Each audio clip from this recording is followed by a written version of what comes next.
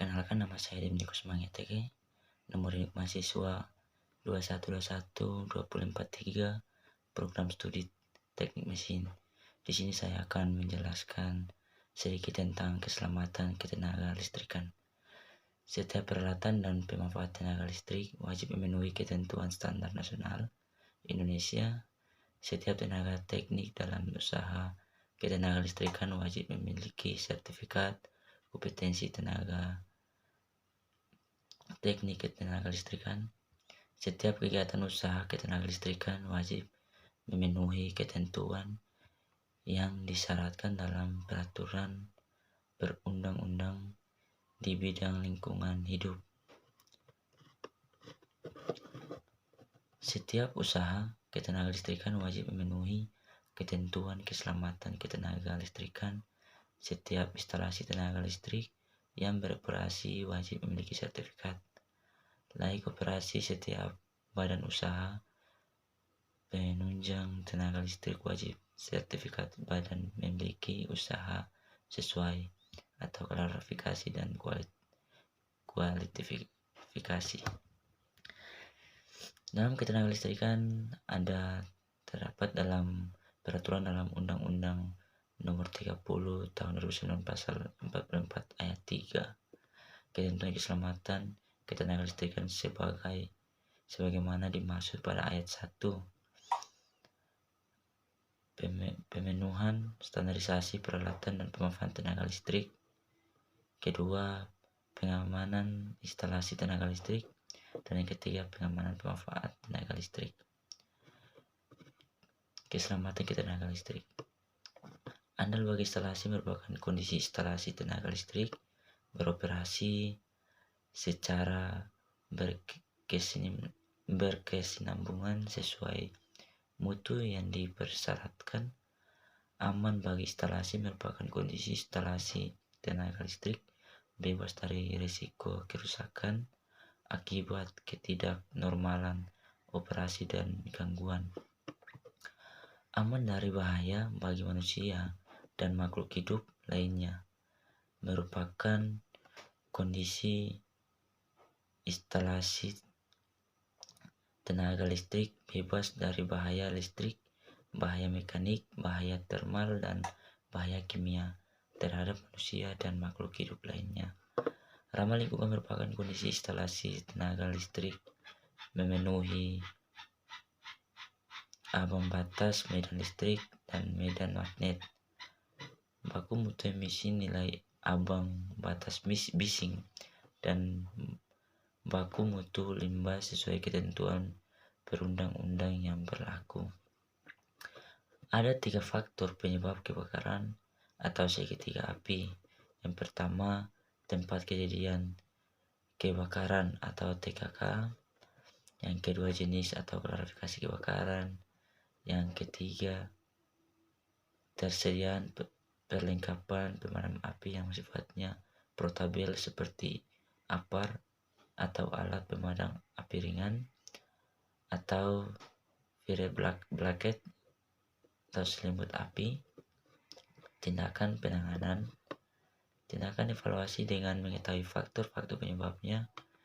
Bahkan kita dapat menentukan cara memadamkan api dengan 3 cara, yaitu yang pertama, menurunkan kadar oksigen.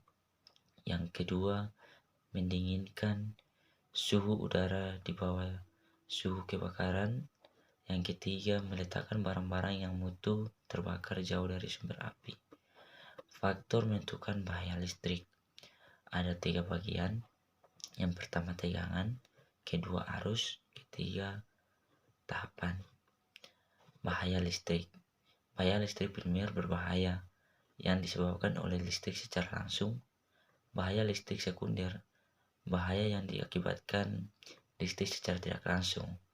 Jadi di sini bahaya listrik terbagi atas 2, yaitu primer dan sekunder. Bukan berarti akibat yang ditimbulkan lebih ringan dari yang primer. Sengatan listrik, tegangan disentuh. Dan yang kedua, tegangan langka.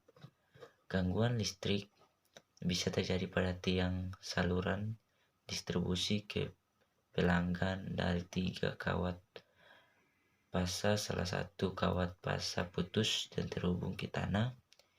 Idealnya ketika terjadi kawat pasa menyentuh tanah, maka pengamanan listrik berupa fase atau relay di gardu distribusi terdekat putus sehingga tidak terjadi tegangan gangguan tanah.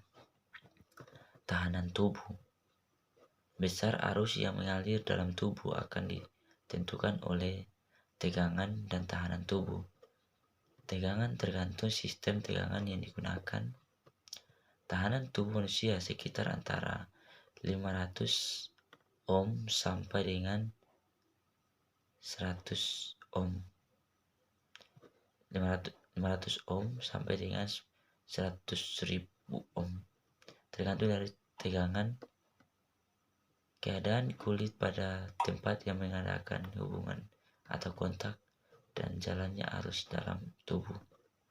Kulit yang terdiri dari lapisan tanduk mempunyai tahanan yang tinggi tetapi terhadap tegangan yang tinggi, kulit yang menyentuh konduktor langsung terbakar sehingga tahanan kulit ini tidak berarti apa-apa. Tahanan tubuh manusia ini yang dapat membatasi arus berdasarkan arus penyelidikan oleh para ahli.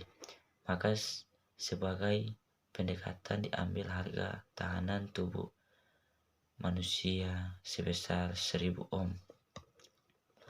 Tahanan kontak kulit bervariasi dari 1000 ohm kulit kering sampai 100 ohm kulit basah. Tahanan dalam internal tubuh sekitar antara 100 sampai 500 ohm.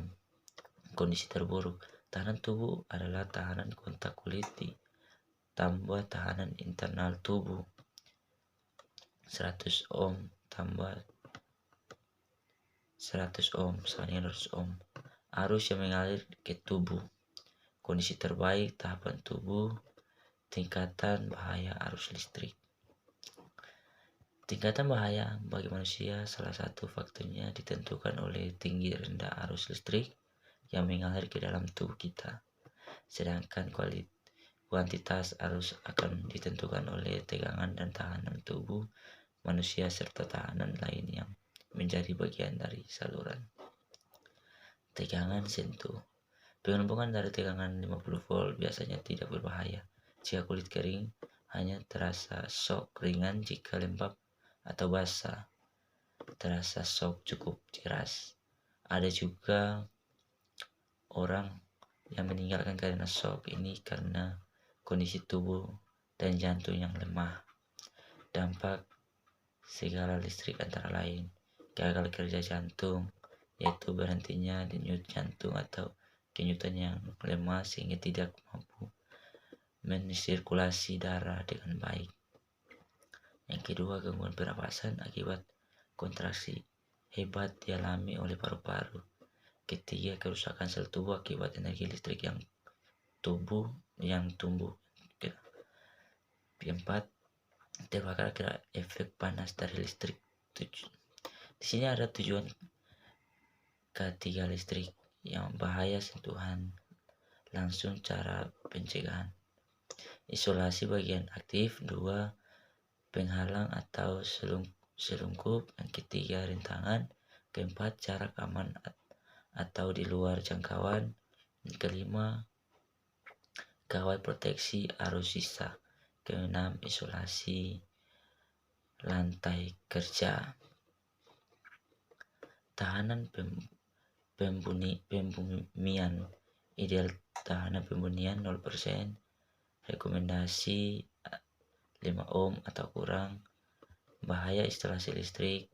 Ketua Komite Nasional Keselamatan untuk Instalasi Listrik atau Konsul Pusat Tunggono Sumendi mengatakan berdasar data dari Dinas Pemadam Kebakaran DKI, 80% penyebab kebakaran adalah dari listrik.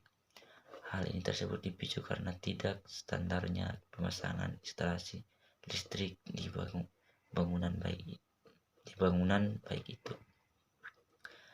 Yang berangkat keselamatan kerja. Untuk menghindari kemungkinan terburuk adalah apabila kita bekerja pada sistem kelistrikan, yaitu dengan menggunakan alat pelindung diri atau APD, memperhatikan rambu-rambu keselamatan kerja, serta aspek keselamatan kerja lainnya. Topi isolasi, 2 sepatu, 3 sarung tangan isolasi, 4 elplung, 5 memperhatikan rambu-rambu keselamatan kerja, 6 memperhatikan aspek keselamatan kerja. Jadi kesimpulan, keselamatan ketenaga listrikan wajib dilaksanakan dan dipatuhi. Waspada dan waspadalah. Sekian presentasi dari saya. Jika masih banyak penjelasan yang kurang jelas, saya mohon maaf. Saya minta masukan dan kritikan dari teman-teman atau penonton sekalian. Sekian presentasi singkat dari saya. Terima kasih.